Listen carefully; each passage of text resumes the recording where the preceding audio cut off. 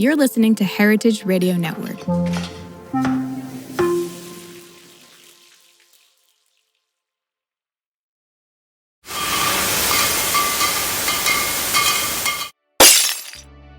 Welcome back to Business of Drinks. I'm Scott Rosenbaum. And I'm Erica Ducey. Today we're joined by one of the biggest names in wine, Bill Terlato, President and CEO of Terlato Wine Group. If you are in the drinks business, you know that Terlato has been building brands for generations, over 4 generations to be exact. They have a portfolio that spans more than 85 brands across wine, spirits, and even non-alc. But today we're focusing on one breakout success story, Seven Daughters, the Moscato brand they founded in 2006. Yes, and this brand is on fire right now. According to Nielsen, Seven Daughters is the number 8 ranked Moscato in the US, between $9 and $15. And they did over $3.4 million in sales last year. This year, the brand is on track to hit nearly $4 million in sales. Even more impressive, it's the only top 10 Moscato at that price tier that's growing across all of its sales, volume, distribution, and velocity. And it's not just growing, it's accelerating. Listen to this. It was up 10% over last year, 35% over the last 26 weeks, 56% over the last 13 weeks, and nearly doubling in the last month. So it is growing faster and faster by the month. Yeah, and that begs the question, what's driving this breakout growth? We dig into how Bill and his team, working and partnering with actress Taraji P. Henson, completely repositioned and redefined the brand over the past year, from packaging to lifestyle marketing. And it really turned it into this phenomena with younger consumers, from a 1 billion impression media relaunch to a retail activation that drew more than 800 customers showing up. The engagement with this brand is wild. I mean, I literally Googled Seven Daughters wine just to see what showed up. And one of the most common questions people search for on Google is, how much does Taraji P. Henson's wine cost? Yes, and worth noting that your drinks brand does not need to align itself with a celebrity to become successful. So, this conversation has a lot of insights for early stage entrepreneurs, lessons in how to compete in a crowded category. So for those who have been around a bit longer, Bill talks about how to spark growth for a legacy brand. And he also shares advice on differentiation, long-term brand building, and why he believes strongly that wine's future is still bright despite the headwinds that it is currently facing. So whether you're about to launch your first brand, or are working on growing nationally, or thinking about how to reposition and reignite excitement for an established brand, you're likely to take away a lot from this conversation. So let's get into it. Here's our conversation with Bill Terlato. And now, a word from our sponsor. Making a great drink is one thing. Creating a brand with staying power, that's the real challenge. Discover the secrets of brand building with The New Rules, an industry newsletter from Margaret Kerr-Jarrett and Emuno Weiner, founders of Nihilo, an acclaimed branding agency. With deep experience in BevAlc, THC, and beyond, they're sharing the untold stories of how celebrated brands like Breeze and Hendrick's Gin are made. Learn what it takes to build an enduring brand at newrulesbev.com. That's NEWRULESBEV.com. Bill, welcome to Business of Drinks. Thank you. Glad to be here. Yeah, we're thrilled to have you here. And I want to start out with your background. So can you tell me about your background and how you came to launch Seven Daughters in 2006? Sure. Well, we have a unusual history in the business. We've been 85 years, and I'm the third generation. My kids in the business now are fourth. And we started out, both of my grandparents had a single retail store in Chicago, a wine shop. From there, we ended up opening a small distributorship, and at one point had 7 distributing operations. the wine shop was in the 30s and the 50s. The distributing operation started in the mid 40s. In the 60s, we started importing Italian wine. I joined the company in 81. We started doing wines from other parts of Europe and then the US. And then I became the CEO in 94. And that's when we started buying wineries and developing vineyards as well. We sold the retail businesses. We sold the distribution businesses to focus on owning brands. And that's really what we enjoyed. And then now today, we also have a pretty broad spirits portfolio that represents about 20% of our business. And now we're also doing non-alcoholic with San Benedetto water. And we're launching a line of mixers called Bene, which is made with spring water, artisanal spring water. Exciting. And so you have a big portfolio at this point with some 85 brands. Now tell me about Seven Daughters and how that brand fits into the overall portfolio. So one of the things that we think about with our portfolio, we look at our portfolio the way that we envision that a restaurateur would look at their wine list.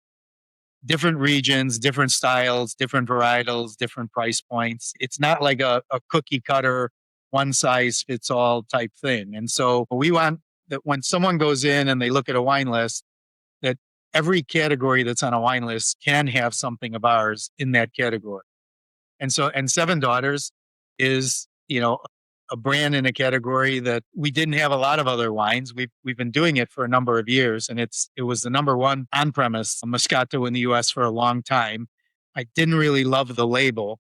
And then when we had this opportunity, they reached out for us, and we had an opportunity to work with Taraji that came through my daughter and someone that was a classmate of hers at school. We thought that this was the perfect opportunity to develop this and work on this together. Yeah. So the brand grew quite large before this partnership with Taraji. So can you walk us through the brand's history and what its key attributes and values are? Yeah, so we started out, Seven Daughters was a white blend that was made with 7 different varietals. So it had Moscato, it had Gewürztraminer, Chardonnay. It was just a white blend. This easy drinking wine, like a hint of fruitiness, a little bit lower alcohol, so lower calories. And that's how we got started. And so we did that. We had a white and a red, and each of them had 7 varietals. And then what we saw is people started to say, well, we're interested in trying some of the varietals. And what happened was we started to bottle the individual varietals. And what we found was that the Moscato was by far the best selling. And so little by little, we just migrated away from the other varietals and the other wines to focus on the Moscato. And that's on premise. We became the number one on premise Moscato in the US. And but even back then, I'd say I never really loved the label. I thought it was too playful and wasn't as dignified as I would have liked it, and so on. And I was on our team for a long time to redo the packaging and kind of reinvent the positioning of the brand. And then when we met with Taraji, she had gone to Italy. She had tasted some wines there. This is an Italian wine, and she has her beauty care line, the TPH Beauty Care. And so she wanted to do a brand, like a branded Taraji Henson wine. And I told her, Taraji, we've done those with Jack Nicklaus and Ernie Els and Mike Ditka and Luke Donald. All the celebrity brands that have done well are brands with it. It's not a celebrity name. They're associated with the brand, like Casamigos or whatever, but it's not their name. Like nobody's going to drink George Clooney tequila, but they created a real brand. I said, if you want to do something, we're open to do it, but we want to do it with a real brand that exists today that we can collaborate and work together, work with us on the design of the packaging, work with us on the messaging and the marketing of it. And she liked the idea, and that's what we did. And I think that, the relationship, it's been a very strong relationship because we're able to be honest with her. And she gets it. We just had a connection, and I think she appreciated the candor of when we were talking to her. And I said, look, if you want to do something different, then we're probably not the right people. Maybe you should do it with someone else. And we also had shared values, about brand building and work ethic and personal involvement of both her and me being involved in the project, and product quality, being above everything in terms of what we were going to put out into the market, but also approachable, not, very high exclusive, high price type product, but accessible for everyday people that are just getting into wine and want to get into wine. And I think we nailed it with this. Yeah, yeah. All right. So thinking about the brand journey from the early days until now, I think I know the answer to at least one of these points, but if you had to rank 3 specific moments or partnerships or campaigns that were most impactful to growing the brand to where it is today, what would those be? So, we build up the brand, as you said, and then, because of the packaging, I believe that it didn't do well in retail because the packaging was not optimized. And that's why I was hot on getting that changed. So I think that, the 3 moments that have really like relaunched. I mean, one, we always had a great product. That was never an issue. We did the kickoff November with Taraji In and we held 2024, right? So this is 2024 recent. Yeah. and we held all the information. And because of, her outreach, she's got 42 million fans on social media, and she was doing the Today Show, and she was doing several different morning shows and nighttime shows, and she was talking about this. We garnered over 1 billion impressions just that Wow. first week. And then, so following up on that, a few weeks later, we did a market blitz where we went to 5 cities in 5 days. And she and I were together. It was Miami, Atlanta, Houston, Chicago, LA. We had her doing meet and greets at retailers, and we knew that we had a home run when we got to the first place in Miami, and we pulled up and it was like 9:30 in the morning, and there was about 800 people in line Oh my outside the gosh. store, standing in line to buy a couple of bottles to get a picture with her and have her sign a bottle.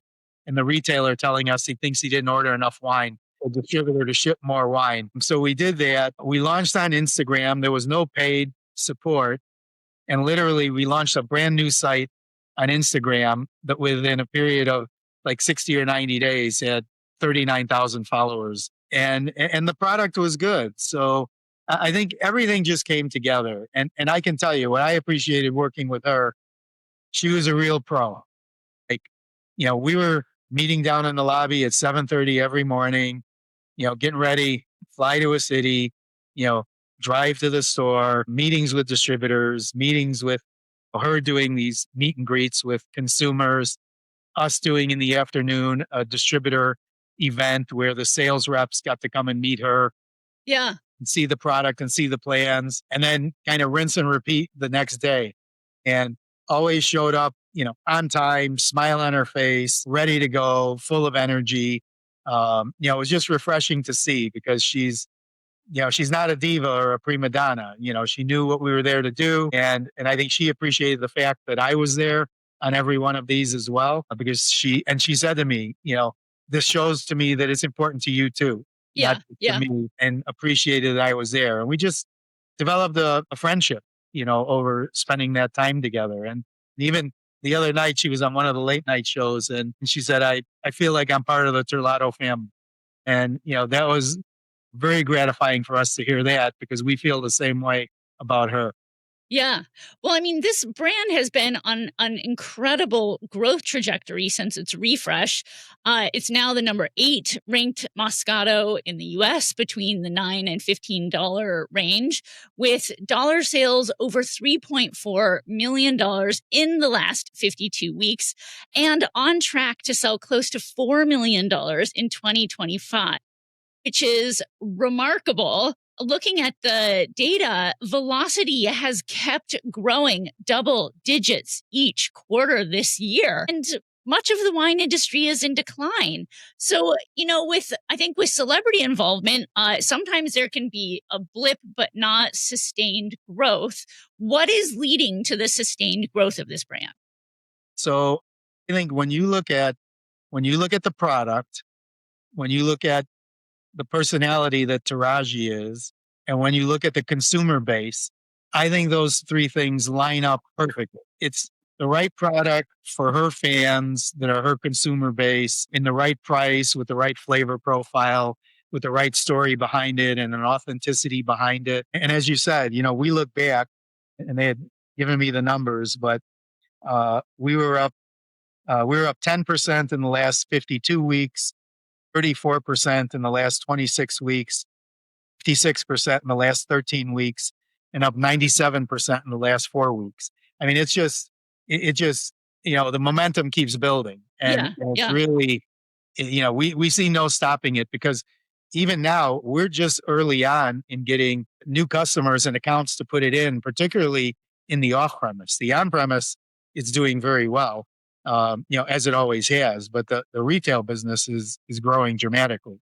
Yeah. Well, let's talk a little bit about the audience. So who historically has been the audience for Seven Daughters? And with Taraji's new audience coming on board, how have you seen that changed?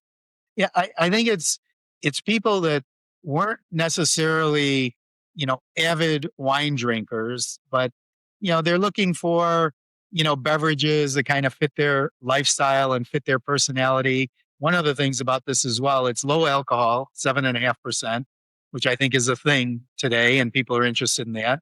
Low calorie. It's very refreshing. It's got this fruitiness to it, but it's not overly cloyingly sweet, and it's not high residual sugar in there.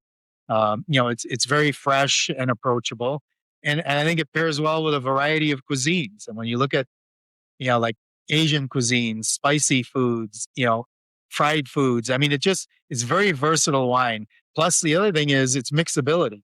Mm, We're actually making cocktails with it as yeah. part of an element of a cocktail, and that's eye opening for some people who, like, when you think about the traditional wine business and kind of getting outside of a comfort zone, telling people it's okay if you want to put ice in it. It's okay if you want to mix it, with some gin or some vodka, or you want to make we call it a Taraji Rita, it's a margarita with Seven Daughters in it and tequila that they're doing with our Riazul tequila. And it makes a very refreshing drink. That's a lot of fun. So Yeah. I think it's not taking it too seriously, and letting people just enjoy it on their terms. Yeah. And tell me about the full product line. What does that look like and how is it evolving? Yeah. So obviously we had the Moscato that we launched, and we like to, when we're doing a brand that's growing, you want to do some innovation, but not too much. You don't want to overdo it and flood the market. This year we're launching a red, which is the counterpart to the white. Taraji likes red wine as well, so that was a natural extension. That is arriving and being launched right now, and it's just finding its way into distribution. So we're very excited about having that out in the market. And then every year we're looking at options of what we can do going forward. You know, I could see us having a sparkling wine. I could see us maybe having a spritz, under the brand. I could see us with different packaging, the smaller bottles that, like a kind of ready to serve cocktail Yeah. product. That's all going to be done very thoughtfully with the consumer in mind, and looking to have a product that fits within what they're looking for and what the brand represents to them. So we're not going to do that. But we're kicking around a lot of different things, but Yeah. we're going to measure twice and cut once with those type things. Nice. So, thinking about the Moscato category in general, what do you think that people misunderstand about this category?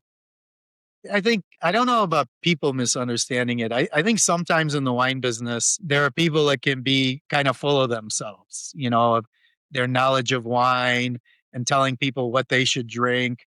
I have people that ask me all the time, what should I drink? And I say, well, what do you like? And I say, well, no, I don't want to tell you what I like. I want you to tell me what I should drink. I said, well, you should drink what you like. Like, if you think about it, nobody comes to me and says, what do you think I should eat? I mean, there's people that like chicken. There's people that like steak. There's people that are vegetarians. Like, I wouldn't pretend to tell somebody what they should eat. They should eat what they enjoy.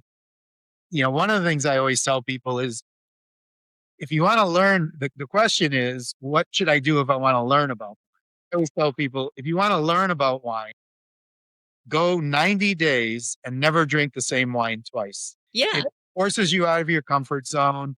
It forces you to try varietals that you normally wouldn't order. It forces you to try wines from a varietal that you might like, but from a different region than you normally would purchase. And then you'll start to learn about your preferences, and you develop a repertoire and you develop a knowledge base that now points you in the right direction. And you Yeah. think something like, I like Sauvignon Blanc, but I like New Zealand Sauvignon Blanc. Well, have you tried a Sauvignon Blanc from France? Have you tried Sauvignon Blanc from California? Don't be pigeonholed into one variety. And the biggest mistake that I see people make, they find one wine that they like and they drink it all the time. Yeah. And Yeah. it's like wearing the same pair of shoes every day, or wearing the same tie every day. I mean, or eating the same meal for every meal. You gotta mix it up a little bit. And Yeah, that's the definitely. way to learn.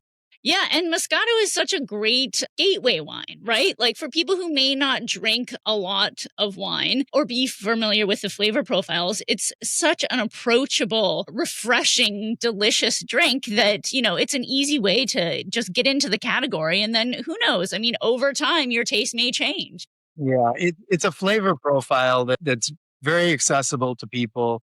And as you said, you get into it. If you think about it, Asti Spumanti for decades was, one of the biggest selling sparkling wines in the United States. It's made with Moscato, Yeah, and that's the Moscato flavor. And people would love that flavor. Well, then that kind of goes out of fashion. But what you find is, brands and categories may come and go, but the flavor profile doesn't go away. If there was someone that enjoyed it 50, 60 years ago, they're going to enjoy it. There'll be another generation that comes along that enjoys it then. And as I said, when you look at, when I grew up, I don't think I ever tried sushi until I was in my 20s, because there was no sushi in the United States in the 60s and 70s. It came much later. I think Moscato is a great option with sushi. I think with any kind of Asian or fusion cuisine, or anything that's got a little bit of spiciness to it, that's a nice balance and counterpart to those type of meals. And I think that, people pairing the flavor of the wine with the type of food that they want to eat also lends itself to people trying different things. definitely. Well, let's talk a little bit about the redesign of the packaging. So the redesign included some personal touches from Taraji, like her bulldog, and nods to her style. And it's a big swirling 7. It's very beautiful for people who haven't seen it, but it also feels like current and fresh. So, how did the design details like those, how do they help connect with today's consumers? Yeah. So I think, we wanted something that was a little bit more outside the norm. To me, the way that the label came along, I mean, it's one of those things like, if you know, you know. I have learned all about Easter eggs, that people put on labels and whatever, that the people that know about it know what it is and they find it, and the people that don't, it doesn't matter anyway. And so, this is obviously something big that's from, generations. My generation doesn't know anything about that, but there are others that, are more well versed with that. And so we've got that as well. But I'd say it's really more, I look at the package that we did, which had her involvement, and, she's a very fashionable person. And to me, the label's like fashion more than, just like a wine label, and it's not tradition bound. We looked at a bunch of different labels, and there were others that were, I'd say, much safer in what they looked like and more traditional. And it took me a while to kind of embrace and say, hey, you know what? No, we're going to go a way out, and we're going to, do something that is going to be wildly different than what's been done before. And I think we have it. But I'll tell you, you put that on a shelf, you can see it from a mile away. Yeah, it definitely stands out. Well, let's talk a little bit about channel strategy. So, I know you were talking about on premise as being the key area where, you've had the most success for this brand over the long term, with it being the number one Moscato at on premise. Tell me about retail and DTC. How are you growing those channels, and what's working in those channels? Yeah. So retail and DTC, DTC is very small right now, and we're more focused on getting into the retailers. We think that can come eventually as the awareness continues to grow. And we've got some online sites that can sell the product and so on. And I think that it'll develop some momentum on its own. In retail, we've had a lot of success with Target, with Total Wine and More, with Kroger, Publix, Meijer, Jewel Osco, Giant Eagle. They now are really embracing seeing what's happening and seeing the data on the turns and the rotation of the product. They really jumped into this. And now, a lot of those, particularly the big chain stores, their lead times are very long. So it's being rolled out in some places now in the fall and other places in the spring of 2026 from presentations that we did back in April or May. And this is before we had any of the data. So, they saw Target jumped on it right away and it's been performing great. And now they're expanding their presence. AVP, the Albertsons Safeway group, they now are expanding it. They're taking in the red. Everybody that took it before wants to add the red as part of the assortment as well. So what I would say is we haven't even begun to scratch the surface of what can happen on the retail side. And then I think the on-premise business is continuing to grow organically, but I think we'll end up with a lot more restaurants and a lot different restaurants than what we had in the past that would add it. Red Lobster is added it. It hasn't gone out in distribution there yet, but that's going on all of their wine lists. Princess Cruise Lines, now is doing an event, and Taraji did a video for them, promoting Princess Cruise Lines that they're able to show to, people that are on the ships when they're there. And she talks about the product a little bit. So I think all of those are going to start to continue to build on the momentum, which then continues to foster greater interest. Yeah. I mean, it sounds like a lot of those strategic partnerships, it's more than just sort of like a straightforward marketing play, but they're deeper relationships. I mean, being shown in room on a Princess Cruises cabin sort of thing is like a very deep relationship that is super fascinating. Are you pursuing more of these types of deep partnerships, or what does the overall marketing strategy look like for Seven Daughters moving forward? Yeah, I think we're talking to all the major players out there, a huge amount of interest. We've also expanded, kind of our marketing efforts. We did 4 months of a takeover in Times Square where the bottle was, 100 feet high, with some advertising there for 4 months straight.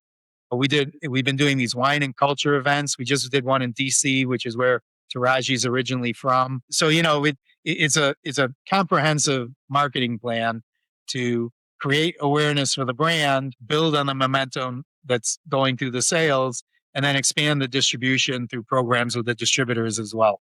Nice. And are there certain, like street level, unit level campaigns that have worked well to drive trial among consumers? Or how do you approach that sort of liquid to lips activation? Yeah. So obviously, where we can, we're doing tastings, in the stores where we can.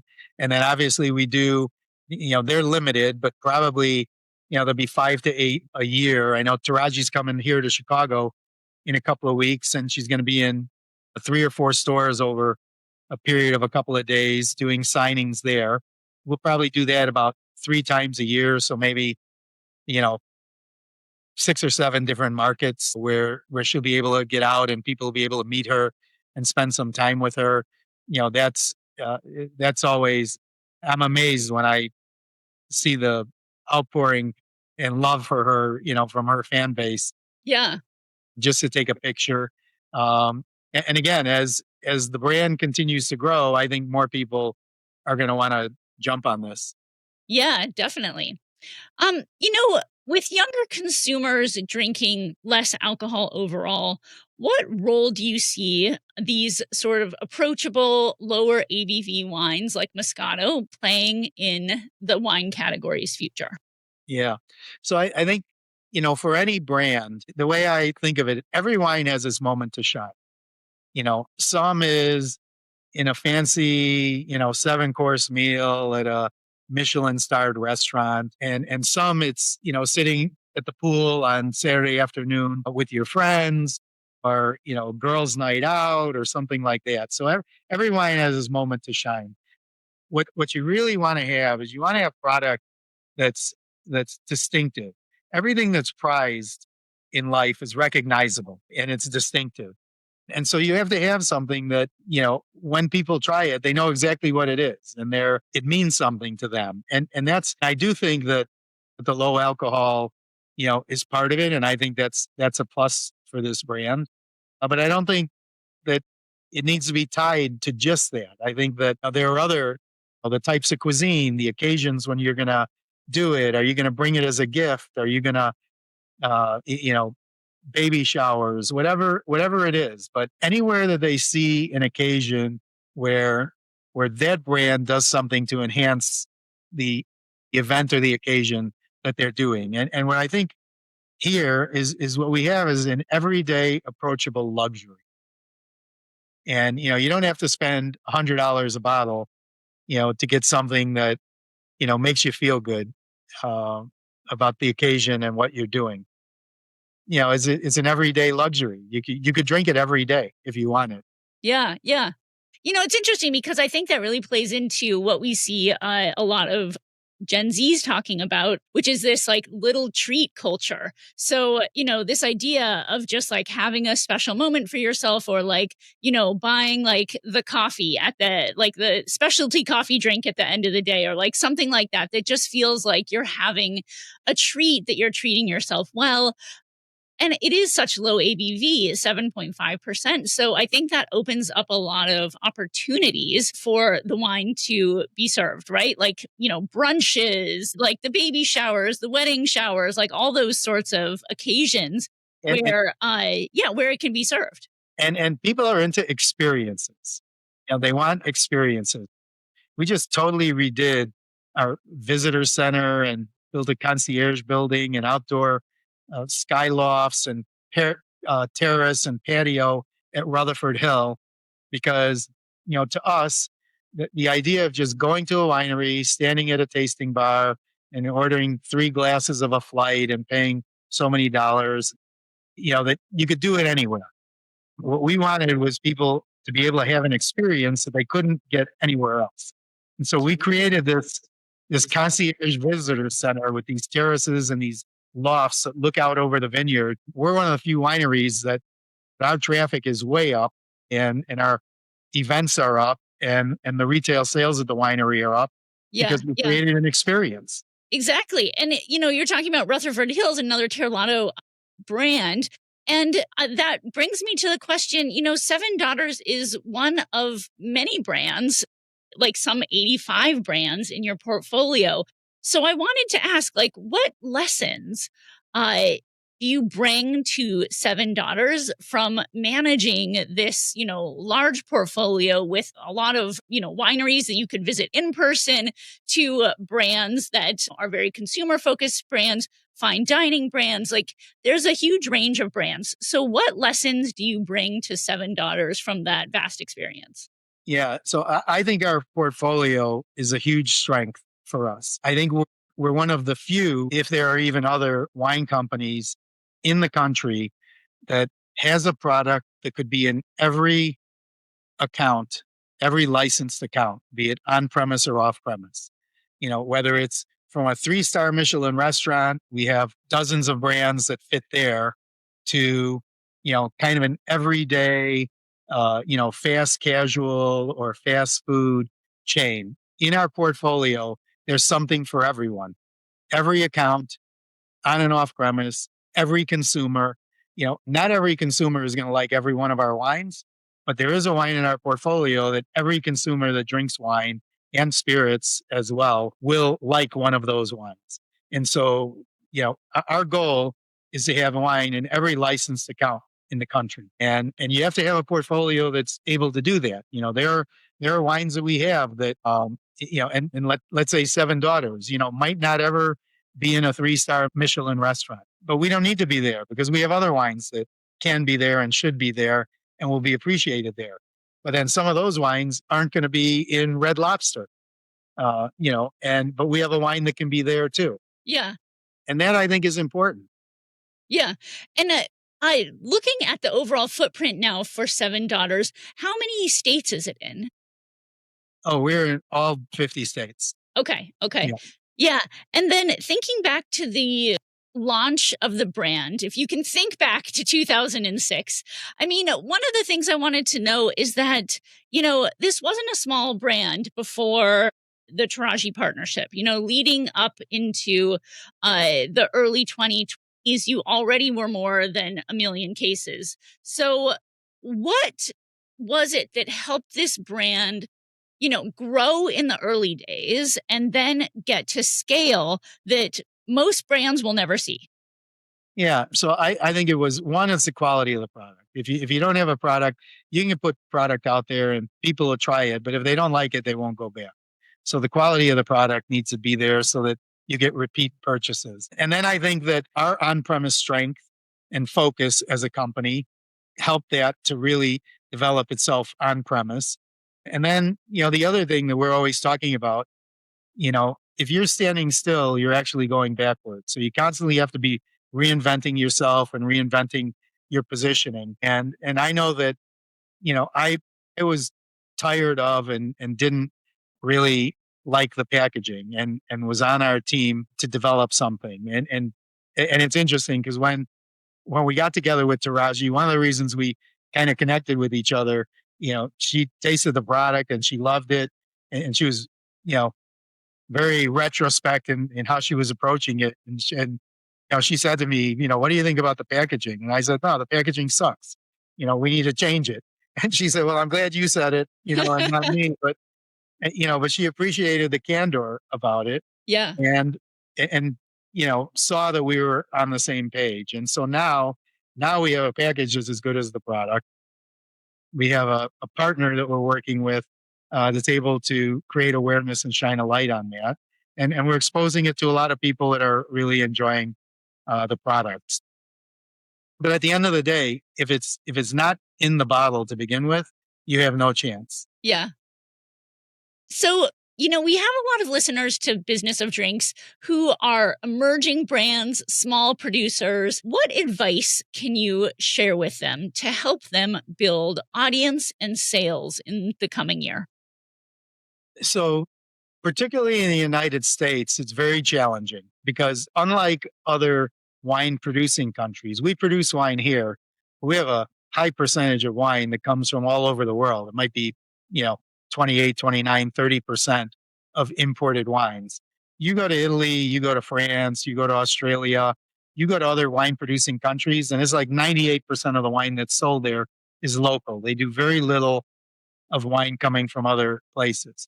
And one of the things that people, they think the streets in the US are lined with gold and everybody's just there waiting for products. Last year, I think there was 180,000 labels approved by the TTB. So think about that. I've been in the business pretty much my whole life and have traveled all over and seen thousands of vineyards and tasted multiple thousands of brands. And there's stuff out there that I've never heard of before. And it's very confusing and very difficult for people.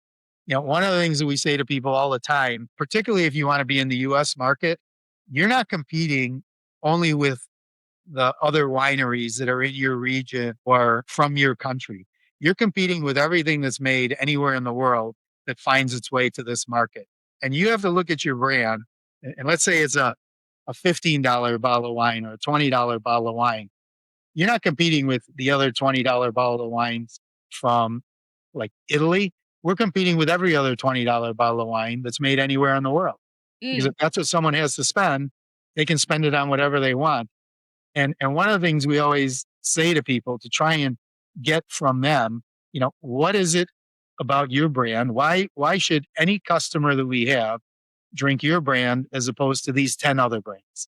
And if you can't answer that question, if you don't have something unique or a unique selling proposition about your brand or something that differentiates itself from everything else, you're going to struggle because, quality is something that endures and a unique selling proposition endures. If you're only going to sell based on price, All somebody has to do is beat your price and you lose the business. If you're selling on a unique proposition, they have to beat your proposition. And that is what a lot of people, we force them to, turn the light on and look in the mirror and say, tell me what it is about you that's special. Yeah, yeah. I think that's a great point, especially right now in the wine industry, which is going through so many challenges. So I did want to ask, I mean, you have had such an admirable, career in over 40 years in this category. And I wanted to get a sense from you, given, your wisdom in this space. Is the sky falling for wine? Or is this a cyclical adjustment that we're seeing? What do you see from where you sit? What's happening? Yeah. So we believe in the future of wine, and we're investing. We've invested a considerable amount. The millions of dollars that we spent at Rutherford Hill, everyone told us, why are you doing that? Wine's been around for 8,000 years, and 8,000 years from now, it'll still be around. There's always going to be this ebb and flow that takes place. And what I've seen over my career, 40 plus years, is every 10 years you see a cycle. And in every 10 years, there's 2 or 3 years which are really strong. There's 4 or 5 years which are kind of average.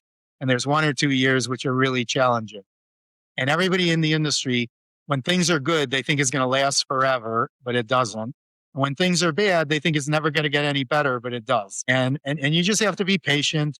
You have to recognize that the sky's not falling. When you think about when I started in the business, we used to call on restaurants, and we did not have a fine dining culture in the United States. We were meat and potatoes.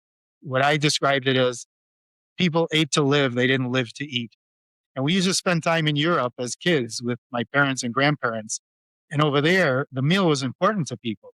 They cared about what they were eating. They cared about how it was prepared. And I remember thinking, because someone asked me once, when are people going to learn to drink better in the United States? I said, when we learn to eat better, when food becomes important to us. Well, look how important food has become. Yeah. When I started, you go to a restaurant and people would ask, oh, do you have fish? Is it fresh or is it frozen? Now they want to know, is it wild or farm raised? Is it sustainably harvested or is it netted? Everyone's aware of what they're putting in their body and the effect that it has on their longevity and so on. And what's better than wine? The most natural of products that is a perfect accompaniment to a meal. People are going to try different things and they'll get into different type of products, RTDs or whatever. But long range, when people are enjoying a nice meal or a celebratory occasion or being with family or friends on Thanksgiving or a holiday, they're going to go towards wine. And there'll be this ebb and flow that happens through generations. But overall, the trend is going to be upward. And I think that wine will be thousands of years after I'm gone. Wine is still going to be here and it's still going to be an impressive and important business. Yeah, yeah. Building for generations, not for individual years. Love that. Well, thinking to 7 daughters and its future, where do you see this brand 5 years from now? Yeah, I mean, our goal is to be the number one imported Moscato. There are some domestic products that do very well. They're different price point, different flavor profile. You taste the two of them the same. There's little relationship in common except the varietal name because it's grown here in areas that are different. But our goal is to be number one Moscato for sure. And then even as a brand, we want in that kind of sub $20 category to be one of the leading brands in the United States. Yeah. And we want to, introduce a whole new generation of people into wine that maybe weren't necessarily wine drinkers before, but found that this is a brand that, that resonates with them. Yeah, definitely. And accessible, affordable, all of the things that are important to consumers at this moment. Well, as a last question, something that we always like to ask our guests is for their advice. So let's say that a drinks entrepreneur asks you for a book, a movie, online class, industry group, or person to follow.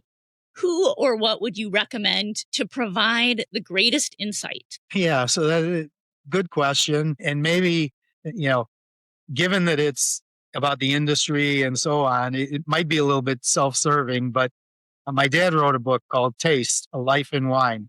And it's really, it's a book about the wine industry and the development of the wine industry from like gallon jugs, that sold for 29 cents a gallon to, high priced bottled wine, branded and bottled wine. So it's about the development of the wine industry and the business in the US. It's a little bit of book about family, and it's a little bit about our company and our journey in there. That's a pretty easy read. And I've had a lot of people have said to me, I learned more about the wine business reading your dad's book. And again, being that we were retailers, distributors, importers, marketers, vineyard owners, winery owners, and so on, because it's kind of a 3D in that regard. And I think there's a lot of good information on it's a business book as well, a business perspective, not just the wine business. And so that's one thing. The other thing that I think is important, everybody that we work with are family owned businesses. We don't work with public companies. And we find that family owned thinks more long term. And even if what we see is there's continuity from generation to generation. And public companies are a different thing. They need to have strong growth. They're looking for stock price appreciation and, putting EBITDA on the bottom line. We're looking for how do we build and grow a business over generations. And I think you just have a different approach. But even the people that we work with, we want to see that there's a next generation coming along in the families that we work with, that their philosophy is going to be transferred to someone else, and that their children will work with my children and their grandchildren will work with my grandchildren. And that there's this, meeting of the minds with regard to that. So I think it's important. And then the other aspect as well, I think this whole thing about experiences and lifestyle, I'm really thrilled with what our team did on the marketing of Seven Daughters. And think if you look at the Seven Daughters Instagram, which has organically grown dramatically, that what you see there is real lifestyle marketing campaign. It's not just the product, but it's showing the occasions, it's showing the people, it's showing the versatility, it's showing the usage, and it's letting people see, what's the occasion and who are the people that I can and should be enjoying this with. Yeah. Becomes important as well. Yeah. All great points. And for anyone who is looking for your book recommendation, it is Taste, A Life in Wine by Anthony Terlato. So many great insights that you shared with us today, Bill. Thank you so much for coming on the Business of Drinks. No, it's a pleasure. And thank you, some great questions and, for giving us the opportunity to be able to talk about a project that's, near and dear to our hearts. And now, a word from our sponsor. Is your drinks brand looking to start or expand import and distribution? Whether you're seeking to enter new markets or you're unhappy with a current distributor and desiring a better fit, you should know about Swig Partners. Founded by industry experts Eric Siegelbaum and Amy Troutmiller, Swig takes the guesswork and the legwork out of distribution strategy. Swig helps brands and distributors find the right fit for long-term relationships and sales success. US-based importers and distributors should reach out too. With Swig, they can explore new products for free. And brands, you can get $100 off by mentioning Business of Drinks. Find out more at swigpartners.com/business of drinks. That's swigpartners.com/business of drinks. It's Caroline with Erica and Scott today. We are looking over the Sovos Ship Compliant Mid-Year DTC Shipping Report that tracks how wineries are selling directly to consumers outside of the three-tier system. It compiles millions of transactions through Ship Compliant with Wine Business Analytics winery data, giving a broad snapshot of this channel. The 2025 mid-year findings show a continuation of the downturn that started in 2022, with declines in both volume and value, but also some interesting shifts in price, consumer behavior, and state-by-state performance. So what were your takeaways on the report? Yeah, I'll hop in. I think like the biggest takeaway for me is that shipments here, they dropped 12% year over year in volume to 2.7 million cases and 6% in value to about $1.7 billion. And this is the steepest mid-year contraction since 2018. So it really shows to me the DTC channel. It is not immune to wine category's broader headwinds, and I think for wineries, the so what here is really that this is a reality check. Even in direct channel sales, which have long been considered a growth engine and really a margin protector for a lot of brands, that channel is facing the same pressures as the rest of the industry. So I think for wineries, it's like, okay, if your DTC program is flat or slightly down, you're actually performing in line with the rest of the market. But if you're growing, then you are beating the odds, right? And that's a story worth leaning into. Growth on DTC is like above average at this point. And it's not all kind of doom and gloom. There were some kind of bright spots in the report. So the average DTC bottle price in the United States has reached $52.68, and that is nearly 40% higher than it was in 2018, which is going back a bit, but that is very high, all things considered, considering what the average price in retail is, I believe, less than $10. So, this is a real interesting finding that when people are willing to buy online, they are willing to spend significantly more. And I think this is something that can really drive values for wineries that are looking to appeal to consumers with rare or higher priced offerings, limited edition releases, or sometimes even online only offerings. Yeah, absolutely. And something that stuck out to me was that the average wine order from each winery is up in quantity, meaning like 10 bottles per shipment is now the average, and that's an increase. So the average order is over $500. So it seems that people are trying to save on like shipping costs, but still switching up to more premium bottles.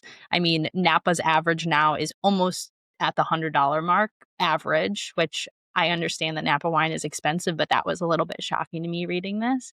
And I have to give my home state a shout out. It was one of the only states that showed growth in the DTC market from 2% to 3%. I saw that. Michigan and Alaska.